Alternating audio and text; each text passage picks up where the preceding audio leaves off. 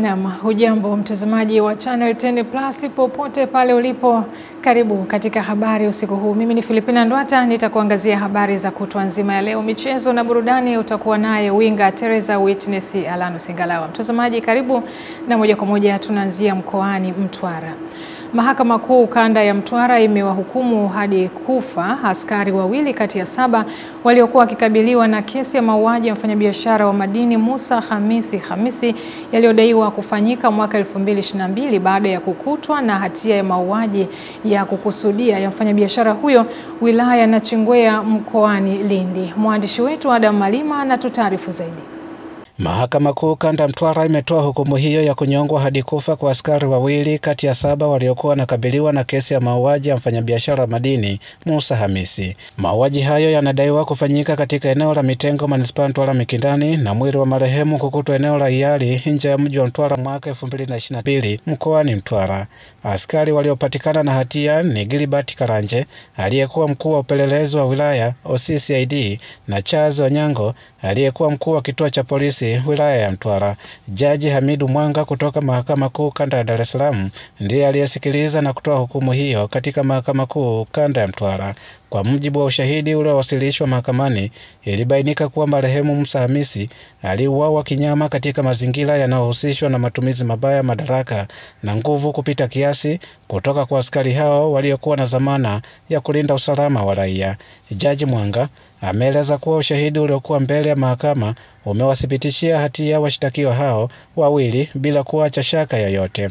Askari wengine 5 waliokuwa wanakabiliwa na kesi hiyo ambao wameachiwa huru baada ya mahakama kutoridhika na ushahidi uliotolewa dhidi yao ni Nicholas Kesinza, ofisa intelijensia wa jinai mkoa wa Mtwara, Marco Mbuta, mkaguzi wa polisi, John Msuya, mganga mkuu wa zahanati ya polisi Mtwara, Shilazi Mkupa, pamoja na Koprosali Mbaru. Hukumu hiyo imezua mjadala mpana katika jamii kuhusu uadilifu wa vyombo vya dola na haki za raia, hasa kwa wale wanaokutana na vyombo vya ulinzi na usalama wakiwa mikononi mwao. Familia ya marehemu Musa Hamisi imepokea kwa hisia mchanganyiko uamuzi huo, ikieleza kuwa ingawa haki imetendeka, bado imebaki na maumivu ya kumpoteza mpendwa wao kwa namna isiyo ya haki. Kesi hiyo namba 15 ya mwaka 2023 ni miongoni mwa kesi chache nchini Tanzania ambapo askari wa vyeo vya juu wamepatikana na hatia ya mauaji na kuhukumiwa adhabu ya kifo, jambo linalotajwa na wadau wa haki za binadamu kuwa ni hatua ya kipekee katika kupambana na ukatili unaofanywa na baadhi ya watendaji wa usalama. Kutoka mkoani Mtwara, Adam Malima, Channel 10. Bunge la Irani limeidhinisha kufungwa mlango wa bahari ya Hormuz. Mzozo kati ya Irani na Israeli unazidi kutanuka baada ya Marekani kuvishambulia vinu vya nyuklia vya Irani mwishoni mwa juma. Hivi leo kiongozi wa juu wa Irani Ayatollah Ali Khamenei amemtuma waziri wake wa mambo ya nje mjini Moscow kuomba msaada kwa Rais Vladimir Putin. Tupate taarifa zaidi. Waziri wa mambo ya nje wa Iran Abbas Araghchi amekwenda Moscow kuomba usaidizi wa Urusi baada ya Marekani kufanya mashambulio makubwa ya kijeshi dhidi ya maeneo ya shughuli za nyuklia Iran. Mashambulio hayo yakiwa ya kwanza kufanywa na Marekani tangu mapinduzi ya Jamhuri hiyo ya Kiislamu mwaka 1979. Hivi leo Israeli nayo imesema imeendelea kushambulia katika mji wa magharibi wa Iran wa Kermasha, huku wasiwasi ukiongezeka kuhusu kutanuka kwa vita hivyo na kuwa vya kikanda.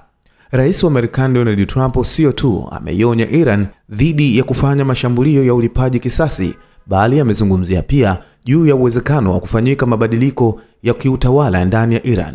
Yote hayo yameongeza wasiwasi duniani kuhusu hatma ya mzozo huu, huku bei ya mafuta ikipanda zaidi ya 4% leo Jumatatu. Viongozi wa ulimwengu wanaonesha kuwa wasiwasi mkubwa juu ya uwezekano wa kutanuka vita hivi, ambapo katibu mkuu wa Umoja wa Mataifa Antonio Guterres katika mkutano wa dharura wa Baraza la Usalama alioitisha jana alionya dhidi ya kuendelea kwa mashambulio ya kulipiziana kisasi. Wakati China nayo hivi leo ikitahadharisha dhidi ya usambaa kwa vita hivyo, huku akitolea wito jumuiya ya kimataifa kuchukua hatua zaidi kuzuia vita hivyo kuathiri uchumi wa dunia. China imezungumzia umuhimu wa njia ya bahari ya Ghuba katika pwani ya Iran. Viongozi wa Uingereza, Ufaransa na Ujerumani wameitaka Iran kuchukua hatua zaidi ambazo zinaweza kuathiri uthabiti wa kanda hiyo. Katika makao makuu ya Umoja wa Ulaya mjini Brussels, mawaziri wa mambo ya nje wamekusanyika na suala la Iran na Israel ndiyo ajenda kubwa kwenye kikao hicho. Mkuu wa sera za nje na masuala ya usalama Kaja Kallas, ambaye pia ni makamu wa rais wa halmashauri ya Umoja wa Ulaya, amesema umoja huo una wasiwasi mkubwa kuhusu mashambulizi ya kulipiziana kisasi na kutanuka kwa vita hivi. Shaban Mpute, Channel 10+. Serikali imetia saini makubaliano na wakandarasi kuanza ujenzi wa barabara 2 muhimu kwa kiwango cha lami zinazotumika kusafirisha mazao ya wananchi na hivyo kufungua uchumi wa mikoa ya Mbeya na Songwe. Taarifa zaidi na Rozi Chapewa. Utiaji saini umefanyika kati ya mtendaji mkuu wa TANROADS mhandisi Mohamed Besta na wakandarasi, ukishuhudiwa na naibu waziri wa ujenzi mhandisi Godfrey Kasekenya. Barabara hizi ni inayoanzia mji mdogo wa Mlowo hadi Kamsamba mkoani Songwe na mji mdogo wa Mbalizi mkoani Mbeya hadi Patamela wilayani Songwe, ambapo ujenzi utaanza kwa kilomita 10 kwa kila barabara. Na katika mkoa wa Songwe, barabara hii inaanzia hapa Kamsamba na kuishia katika barabara kuu ya Tanzam katika mji wa Mlowo na inapita katika kata ya Ntungwa, Utambalila, Nambizo, Itaka, Halungu na Igamba ambazo ni maarufu katika uzalishaji wa mazao ya chakula na biashara na kufanya barabara hii kuwa barabara muhimu sana. Mkuu wa mkoa wa Songwe Daniel Chongolo anasema ujenzi wa barabara hizo ni muhimu kwa uchumi. Kwetu hii ni zaidi ya kuwa barabara ya lami, ni barabara ya uchumi. Kwa sababu inatuunganisha na maeneo muhimu ya uzalishaji. Lakini inatuunganisha na masoko. Sisi wakazi wa Mbozi hatumdai rais wetu kwa sababu ameandika historia. Hii ndio ilikuwa kilio kikubwa cha wananchi wa Mbozi. Wananchi wanasema ujenzi huo wa kiwango cha lami utaongeza pato lao na taifa. Kwa kweli mimi nampongeza sana rais. Rais wetu kwa kweli amekuwa ni msikivu sana. Yaani kila jambo ambalo linatekelezwa, iwe bungeni, iwe kwa wananchi, iwe kwenye makata, kwenye mashule, kwa kweli rais ametufanyia jambo kubwa sana. Lakini tunamshukuru Mama Dr. Samia Suluhu Hassan kutuona kwa kipekee. Ni mwanamke ambaye anatupenda, sisi hatudai, yani sisi hatumdai kwa barabara. Yeye atatudai. Katika barabara ya Mlowo Kamsamba, ujenzi utaanza kwa kilomita 5 kutoka Mlowo kuelekea Kamsamba na kilomita 5 kutoka Kamsamba kuelekea Mlowo, wakati barabara ya kutoka mji mdogo wa Mbalizi mkoani Mbeya, kilomita 5 zitaanza mji mdogo wa Mbalizi kuelekea Mkwajuni na zilizosalia 5 zitatoka Mkwajuni kuelekea Mbalizi, zote zikigharimu fedha shilingi bilioni 31.5. Kutoka mkoani Songwe, mimi ni Rozi Chapewa wa Channel 10.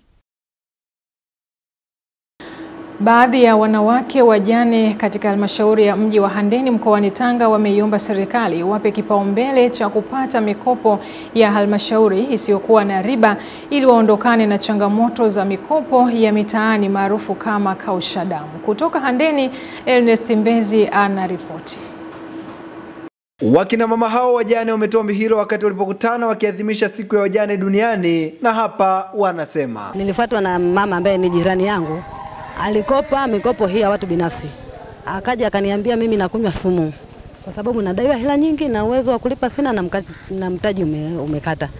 Na mpaka sasa hivi anatafutwa na wale watu ambao walimkopesha na hajulikani alipo. Na alishawahi kunywa sumu mara kwanza, akawaishwa hospitali kutokana na hayo masuala ya mikopo ya kausha damu. Changamoto ni mengi zinatukabili. Unaweza ukaenda kwenye kausha damu unakopa kwa sababu wajukuu zako wasome, maana kidogo hela imekata. Afadhali sisi wakulima tupewe mikopo ya kulima. Mikopo ya kilimo. Tulime mikopo, tupewe mashine za kumwagilia mboga.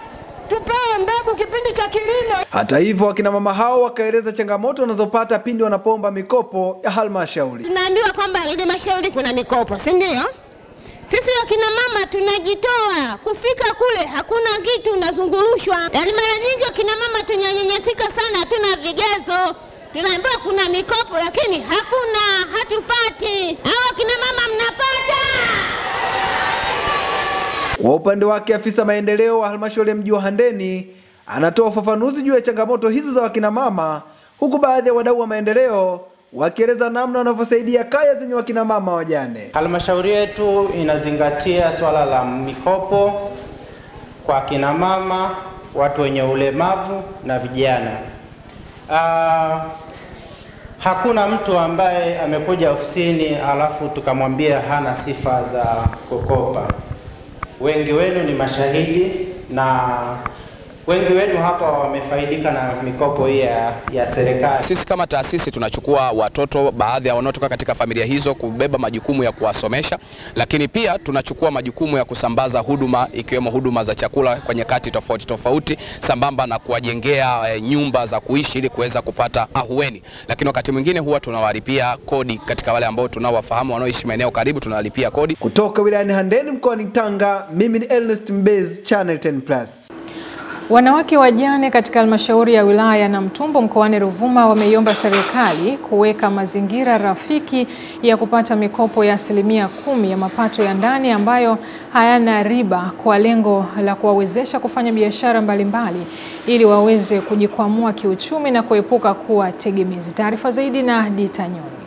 Wajane hawa wametoa wito huo wakati wakiadhimisha siku ya wajane duniani ambayo kimkoa imefanyika katika wilaya Namtumbo, ambapo baadhi ya wanawake wanasema wamekuwa wakipitia wakati mgumu pindi wanapokwenda kuomba mikopo hiyo kwenye halmashauri. Vikundi vingi tunaandika barua zetu za kuomba, tunafunga akaunti, lakini mikopo wanapata vikundi vichache. Itusaidie hasa maendeleo jamii, itusaidie tunavyoenda, huwa tunapuuzwa.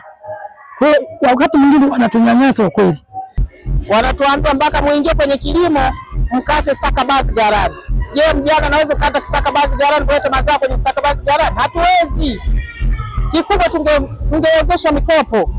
Kwa upande wa afisa maendeleo ya jamii mkoa wa Ruvuma Bi Exaveria Mlimila amesema mikopo ya wanawake wajane iko kila halmashauri, hivyo amewataka kuunda vikundi na baadaye kupatiwa elimu, huku wakitakiwa kuepuka mikopo ya kausha damu. Tunatakiwa kuwezesha wajane kwa kuwapa mitaji, mafunzo ya ujasiriamali, fursa za ajira na upatikanaji wa rasilimali.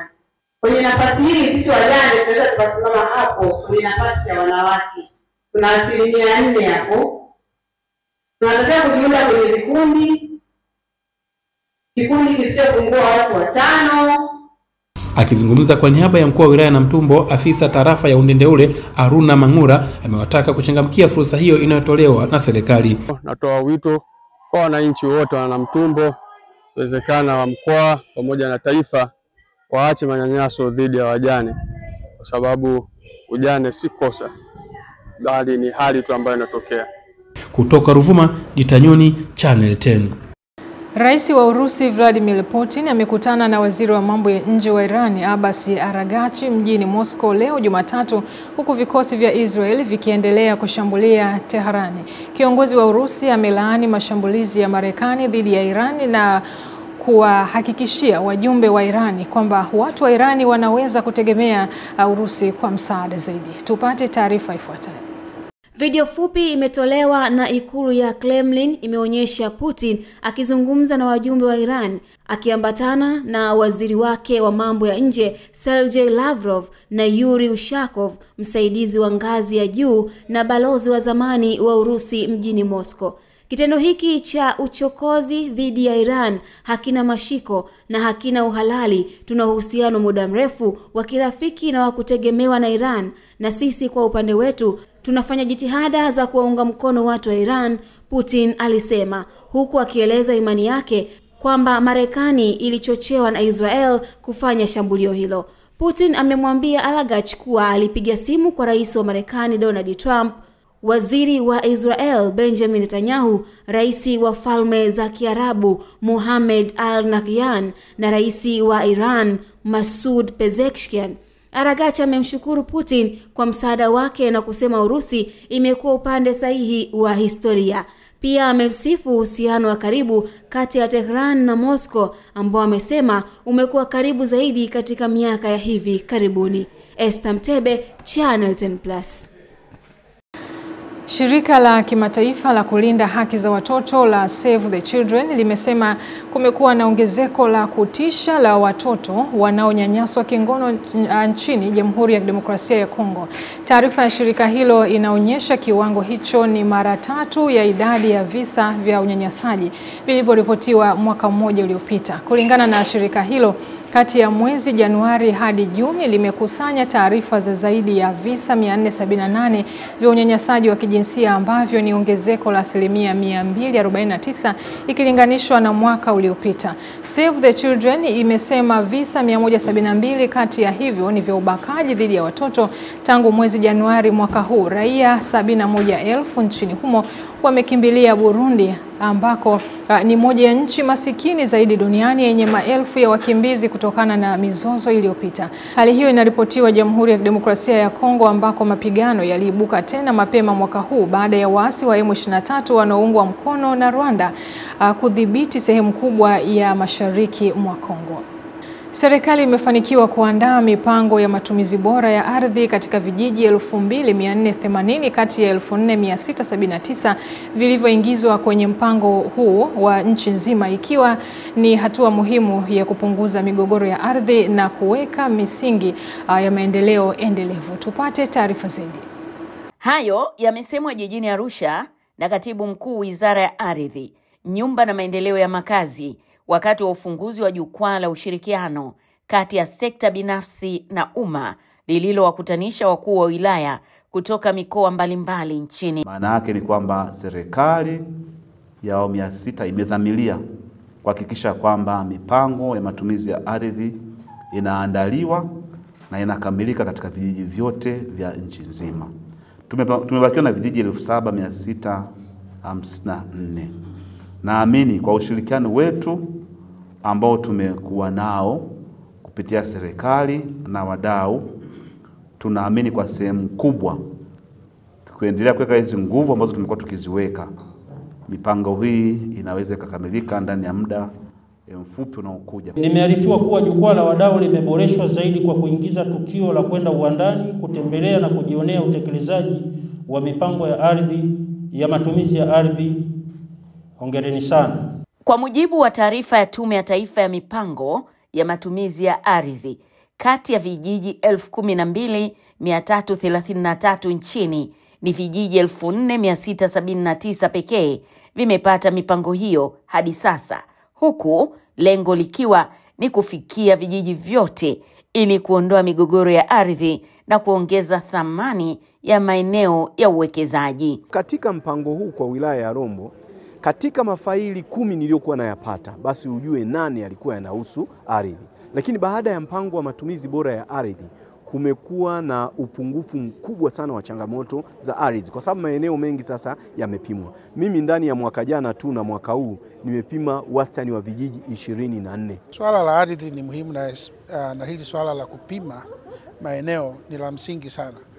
Kwa sababu kwanza linarasimisha, lakini la pili inaondoa migogoro. Jamila Omar, Channel 10, Arusha. Idadi ya vifo vya wananchi wa Pakistani wanaouawa na majeshi ya Israel katika ukanda wa Gaza hadi sasa imefikia 55,959 huku wengine 131,242 wakijeruhiwa tangu kuanza kwa vita kati ya Hamas na Israel mnamo Oktoba 7 mwaka 2023. Tupate taarifa zaidi. Waziri Mkuu wa Israel Benjamin Netanyahu amesema kuwa mafanikio katika mzozo dhidi ya Iran yatasaidia katika juhudi za vita vyake katika ukanda wa Gaza na kurejesha mateka nyumbani, lakini alikiri kuwa hatua hiyo inahitaji muda zaidi. Akizungumza na waandishi wa habari, Netanyahu amesema kuhusu Gaza, vita hivi vinaweza kumalizika kesho au hata leo ikiwa Hamas itakubali kujisalimisha na kuweka chini silaha zake na kuachilia mateka wote, basi vita hivyo vinaisha papo hapo. Netanyahu ameongeza kusema kuwa Israeli inaendeleza operesheni zake katika nyanja mbalimbali na kwamba wanakaribia kufikia malengo ya kuangamiza kabisa kundi la Hamas. Siku ya Jumapili, jeshi la Israeli lilitangaza kuwa limepata miili ya mateka 3 waliouawa Gaza, zaidi ya miezi 20 baada ya kutekwa na wanamgambo wa Hamas. Kati ya mateka 251 waliotekwa wakati wa shambulio la Oktoba 7, 49 bado wanashikiliwa, wakiwemo 27 ambao jeshi la Israeli linasema wamefariki.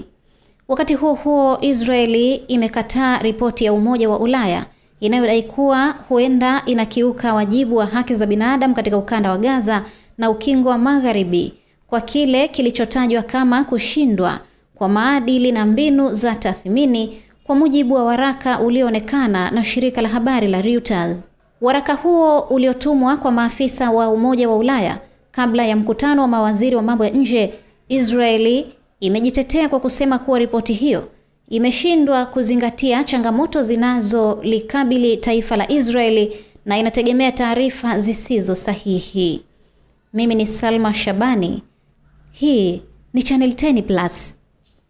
Waziri wa Maendeleo ya Jamii, Jinsia, Wanawake na Makundi Maalum, Dr. Dorothy Gwajima amezindua mwongozo wa kitaifa wa uratibu wa wajane nchini ambao pamoja na mambo mengine utasaidia kusimamia na kuunganisha juhudi zinazolenga kukuza ustawi wa maendeleo ya wajane, huku pia akitoa wito kwa wagane kujitokeza ili changamoto zinazowakabili ziweze kutatuliwa kama ilivyo kwa wajane. Clement Sanga na tutarifu. Takwimu zinaonyesha duniani kote kuna wajane wapatao milioni 285 huku milioni 115 wako katika lindi la ufukara na kupitia madhira makubwa. Tanzania, kama zilivyo nchi nyingine duniani, imekuwa na juhudi kadhaa kama vile kuwa na mipango na sera za kukomesha mateso dhidi ya wajane.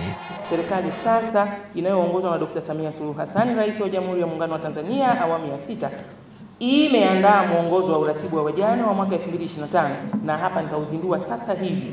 Mwongozo huu ni nyenzo muhimu ya kusimamia, kuelekeza na kuunganisha juhudi zote zinazolenga kukuza ustawi wa maendeleo ya wajane. Kama nilivyosema, mwongozo huu utaimarisha huduma za kisheria, kijamii au kiuchumi kwa wajane katika maeneo yote nchini. Naye naibu katibu mkuu Wizara ya Maendeleo ya Jamii, Jinsia, Wanawake na Makundi Maalum, Felista Mdem, amesema wizara hiyo imefungua milango kwa wadau ili kujitokeza kukabiliana na tatizo la madhira yanayowakumba wajane. Wizara inawaahidi kuwa itaendelea kushirikiana na wadau wote katika kukuza ustawi na maendeleo ya wajane. Ni ipi dhamira ya serikali mkoani Iringa? Sisi kama mkoa kupitia halmashauri zetu na wilaya zetu zote tunatoa wito kwa wajane wote mnaopata changamoto kutumia maafisa maendeleo wetu wa kata, wako pale. Ukiona jambo limekuwa lisikilizwi, karibu katika ofisi ya mkuu wa wilaya, tumeelekezwa tuwahudumie wajane. Wajane oye! Mali zimeendelea kutajwa kuwa chanzo kikubwa cha manyanyaso au migogoro inayowakabili wajane katika familia nyingi nchini. Ukiona kaacha chochote au ameacha tu ng'ombe, ameacha kashamba, viweka kaza, pale ndio mjane unaponyanyasika. Clement Sanga, Channel 10, Iringa. Asasi isiyo ya kiserikali inayojihusisha na masuala ya vijana, wanawake na makundi maalum ijulikanayo kama TK Movement mkoani Kagera imewashauri wananchi mkoani humo kupuuza kauli za watu wanaohamasisha wananchi kupitia mitandao ya kijamii kutoshiriki uchaguzi mkuu ambao unatarajiwa kufanyika Oktoba mwaka huu. Mwandishi wetu Jackie Usijoakimo kutoka mkoani Kagera ana taarifa zaidi. Kauli hiyo imetolewa na mratibu wa taasisi inayohusisha vijana, wanawake na makundi muhimu ya TK Movement, Bwana Chazi, wakati anazungumza kwenye uzinduzi wa Samia Soja katika wilaya ya Biharamulo mkoani Kagera, ambapo amesema kuwa wananchi wanatakiwa kupuuza kauli zinazotolewa na viongozi wa vyama vya siasa nchini kupitia mitandao ya kijamii, ikiwataka wananchi kutoshiriki uchaguzi mkuu unaotarajia kufanyika Oktoba mwaka huu.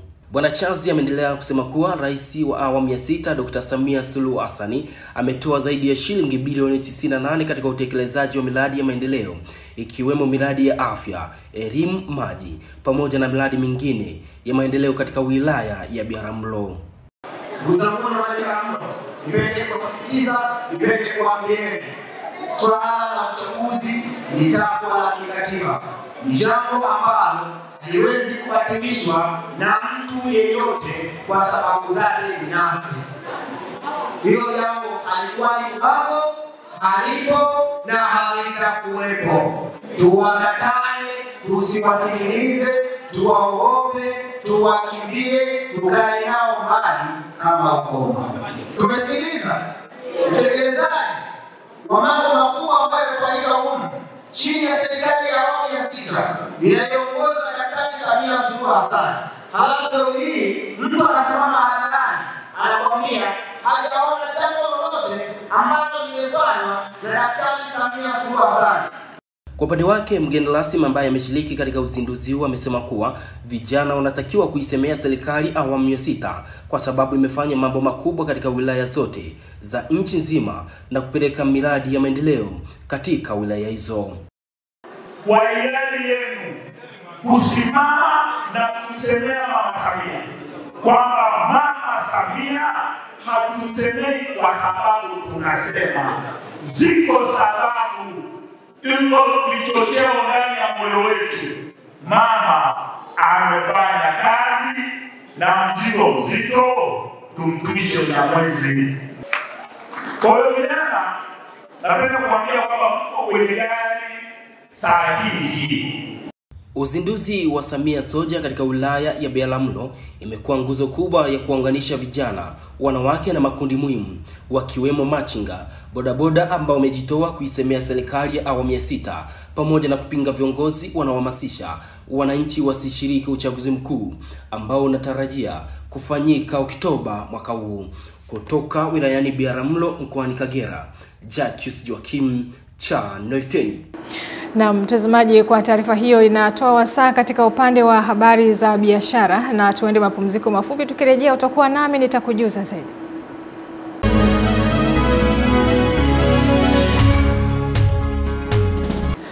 Wananchi wa kijiji cha Iglasoni tarafa ya Ihanja katika halmashauri ya wilaya ya Ikungi mkoani Singida wameipongeza serikali ya awamu ya 6 inayoongozwa na Rais Dr. Samia Suluhu Hassan kwa kufungua miundombinu ya barabara itokayo kijiji cha Iglasoni Mkenene hadi kijiji cha Iyumbu tarafa ya Sepuka, ambayo kwa miaka mingi walikuwa wakitumia muda mrefu kufuata huduma za kijamii badala ya kushiriki katika shughuli za maendeleo. Tupate taarifa zaidi.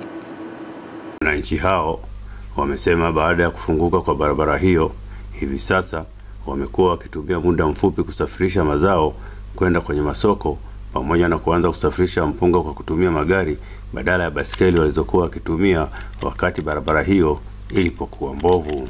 Kule mbele kuna walimaji wa mpunga kule wilaya ya Iyumbu, hawana barabara. Tunaomba sasa ipitike iende kule. Wanaletaka mchele kwa baisikeli, hamna njia ya kupita gari. Nafurahia sana hii hali, lakini bado utamu huwa hujafikia mwisho, maana haijafika kwenye malengo ya kusaidia wilaya, kwa sababu wilaya inatumia, ukizungukia Sepuka karibu kilomita 100 na kitu, ila hapa ni 75 tayari umeshamaliza kufika kule Iyumbu ambako mazao mengi yanatoroshwa naenda mkoa wa Tabora badala ya kuja huku wilayani. Kwa hiyo barabara hii nina uhakika kwamba yani ndio tutakuwa na mafanikio mazuri sana na maendeleo mazuri sana. Akina mama walioko pembezoni kule pamoja na kina baba, nadhani mazao yao yote yatakuwa wilayani Ikungi. Kwa upande wake, aliyekuwa diwani wa kata ya Iglasoni tarafa ya Ihanja katika halmashauri ya wilaya Ikungi Bwana Yusuf Athmani amesema endapo barabara hiyo itafunguka hadi kijiji cha Iyumbu itasaidia kukuza uchumi wa kijiji cha Iglasoni na hata uchumi wa halmashauri ya wilaya Ikungi. Ninachoomba sasa, barabara hii iweze kukamilika, ifike Mkenene na itoke Mkenene iende Iyumbu. Kwa nini nasema namna hii? Sisi Iglasoni tunalima mazao mchanganyiko. Tunalima mahindi, alizeti, tunalima pamba, na sasa kuna kilimo cha tumbaku kiko hapa. Iyumbu wao wana zao moja la mpunga. Itakapofunguka barabara hii, sisi tutawapelekea mahindi, wao watatupa sisi mpunga. Kwa maana hiyo uchumi wa Iglasoni utapaa. uchumi wa Ikungi utapaa. Wananchi ni kuhakikisha kulinda hii miundombinu ya barabara ambayo inatumia gharama kubwa. Mojawapo ya kulinda ni kuhakikisha kupitisha hii mifugo barabarani kwa sababu inachangia uharibifu mkubwa sana. Pamoja na hiyo, tumeendelea kuwahimiza kulinda zile thamani za barabara kama zile alama za barabara ambazo zimewekwa kwenye maeneo ya madaraja na pia kwenye barabara ambazo zinaonyesha ni gari ya uzito kiasi gani inaruhusiwa kupita. Nikiripoti kutoka wilayani Ikungi mkoani Singida, Jumbe Ismail wa Channel 10. Wachimbaji wadogo wa madini mkoani Njombe wametakiwa kuachana na dhana ya kujikita kwenye uchimbaji wa madini ya makaa ya mawe pekee na badala yake wachangamkie fursa pana ya upatikanaji wa aina mbalimbali ya madini yanayopatikana kwa wingi mkoani humo, ikiwemo madini ya shaba ambayo yamebainika kuwepo kwa wingi wilaya ya Ludewa na Wanging'ombe. Taarifa zaidi na mwandishi wetu. Wito huo umetolewa na wataalamu kutoka ofisi ya afisa mkazi wa madini mkoa wa Njombe wakati wa mafunzo kwa wadau wa sekta hiyo yenye lengo la kujenga uelewa wa masoko, leseni, sheria na kanuni za uchimbaji wa madini. Na kama tunavyofahamu, madini ya kopa huko duniani yanafanya vizuri sana. Hiyo ni washauri kwamba tujitokeze tuanze kutafuta maeneo ambayo yana madini ya kopa, sababu huko tunapokwenda hakuna njia nyingine. Madini ya kopa ndio yatakayokuwa na nafasi kubwa sana. Kwa sababu hiki tunachosema ni matokeo ya utafiti uliopo sasa. Taarifa za utafiti zilizo sasa ndizo zinasema tuna madini hayo. Katika mafunzo hayo, suala la kilio cha wachimbaji wadogo kuiomba serikali kusaidia kuweka miundombinu rafiki ya barabara katika maeneo ya uchimbaji likaibuliwa na wadau wa sekta hiyo. Kwa kweli barabara kwa mkoa wa Njombe kwenda kwenye migodi ni shida sana.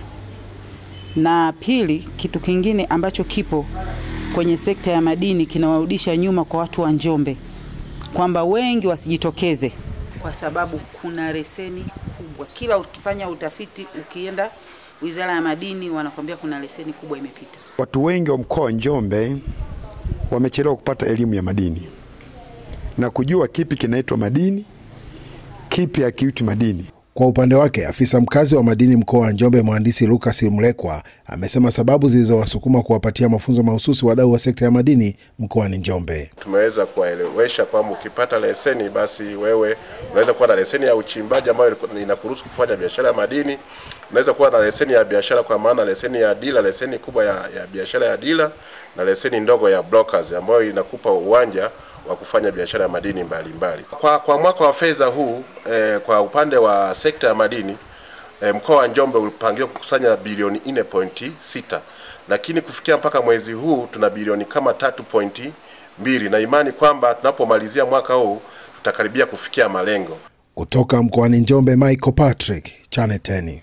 Na mtazamaji, hivyo basi ndivyo ambavyo natamatisha habari za biashara, na sasa zifuatazo ni habari za michezo. Utakuwa naye winga Teresa Witness Alano Singalawa kukufahamisha zaidi katika upande huo.